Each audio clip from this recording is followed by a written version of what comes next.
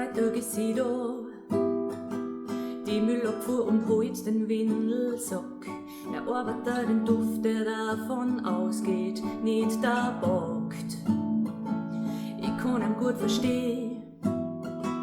Mein Baby produziert in einer Tour. Prall gefüllte Windeln sind wechseln, da hast nie Ruhe. Oh, 3 Tonnen Feuchttücher verbraucht und aus dem Windeleimer raucht's ein Liter Wundschutzcreme am Pupsch, ich weiß es noch genau. Das erste Mal beim Baden in der Wanne, das Wasser war wie Curry, nimmer klar, irgendwann. Und der Fotograf macht große Augen, als Baby zieht der Spur über meinen Arm und über meine ganze Figur.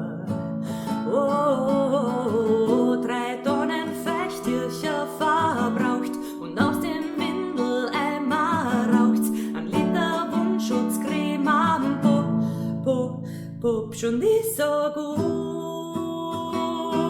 Ja, was riecht denn da so streng? Hat da jemand in die Windel gekackt und ist so gut? Nein, ich werd es nie verstehen, warum ich selber blitzschnell um mich im Knack. Seit langem fresst ich drauf und das Baby mit dem Brei umfangen will. Doch dann beim Wicken wird dir schnell bewusst, das ist vom Guten zu viel. Oh, 3 Tonnen Feuchttücher verbraucht und aus dem Windeleimer raucht's ein Liter Wundschutzcreme am Pupsch und ist so gut. Ja, was riecht denn da so streng? Hat da jemand in die Windel gekackt und ist so gut? Nein, ich werd es nie verstehen, warum ich selber blitzschnell um mich im Knack. 2 Meter weg am Kosten